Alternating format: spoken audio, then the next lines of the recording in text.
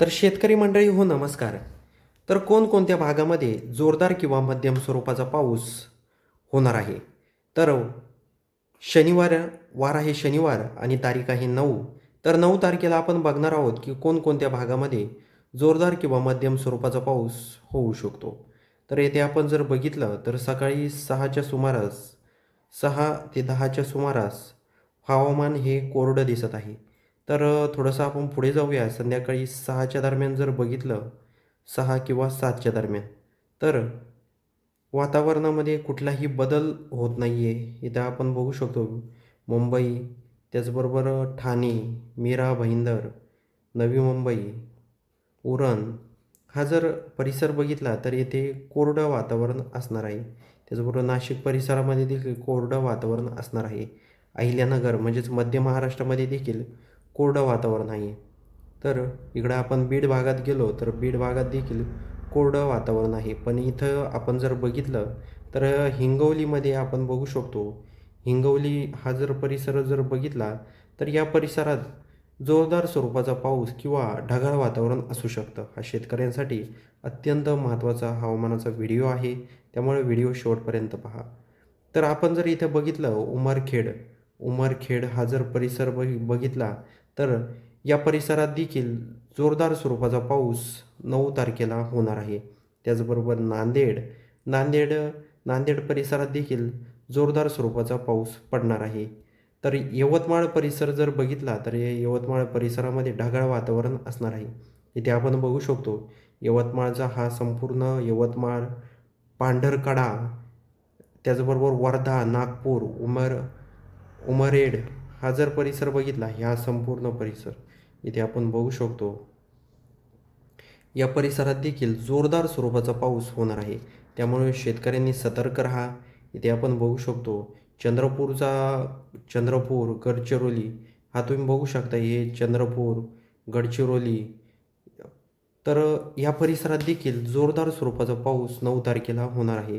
हा शेतकऱ्यांसाठी 9 तारखेला वार येतो शनिवार आणि शनिवारी सर्व शेतकऱ्यांनी सतर्क राहायचं आहे. इथे आपण बघू शकतो गोंदियामध्ये देखील जोरदार स्वरूपाचा पाऊस होणार आहे. इथं गोंदिया आहे. गोंदियाच्या आजूबाजूचा हे जो परिसर आहे या परिसरात देखील जोरदार स्वरूपाचा पाऊस होणार आहे. कापसी, चंद्रपूर या परिसरात जोरदार स्वरूपाचा पाऊस होणार आहे. हा शेतकऱ्यांसाठी अत्यंत तातडीचा हा हवामानाचा व्हिडिओ आहे. आता गोंदियामध्ये आपण जर बघितलं, गोंदियाच्या आजूबाजूचे काही भाग जर बघितले, तुमसर, भंडारा हा जर परिसर बघितला तर येथे देखील जोरदार स्वरूपाचा पाऊस होणार आहे. त्यामुळे सर्व शेतकऱ्यांनी सतर्क राहायचं आहे.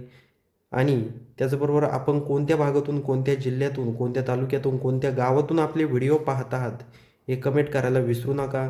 यवतमाळ, वर्धा हा परिसर जर बघितला तर या परिसरात देखील जोरदार स्वरूपाचा पाऊस होणार आहे.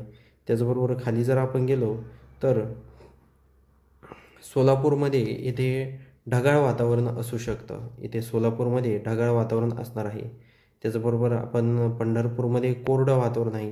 त्यामुळं काळजी करायचं काही कारण नाही. पंढरपूर परिसर बघितला तर कोरडं वातावरण असणार आहे. त्याचबरोबर इंदापूर ह्या बारामती, फलटण हा जर परिसर बघितला येथे देखील कोरडं वातावरण असणार आहे.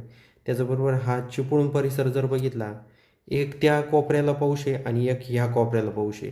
हे चिपळूण परिसर, खेड, चिपळूण या परिसरात देखील जोरदार स्वरूपाचा पाऊस होणार आहे.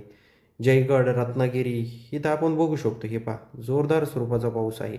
त्यामुळं काळजी करायचं कारण नाही. हे पहा सावंतवाडीमध्ये तर अतिमुसळधार पाऊस होणार आहे. त्यामुळं हे पहा हे जर बघितलं आपण तर जोरदार स्वरूपाचा पाऊस सावंतवाडी, कणकवली या परिसरात होणार आहे. पणजी खाली, साकली या परिसरात जोरदार स्वरूपाचा पाऊस 9 तारखेला होणार आहे. शेतकऱ्यांनी सतर्क राहा.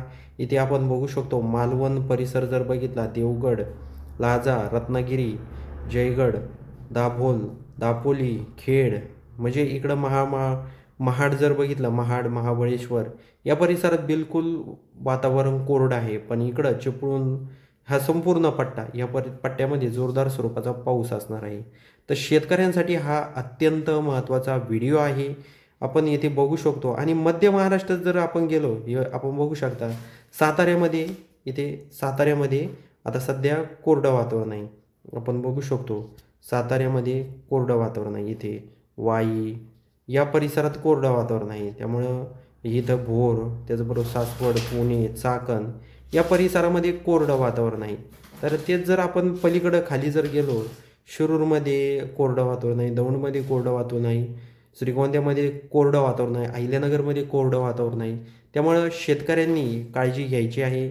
त्याचबरोबर तुम्ही कोणत्या भागातून, कोणत्या तालुक्यातून, कोणत्या जिल्ह्यातून आपले व्हिडिओ पाहतात हे कमेंट करायला विसरू नका आणि व्हिडिओ आवडला असेल तर सर्वात आधी चॅनलला सबस्क्राईब जरूर करून जा.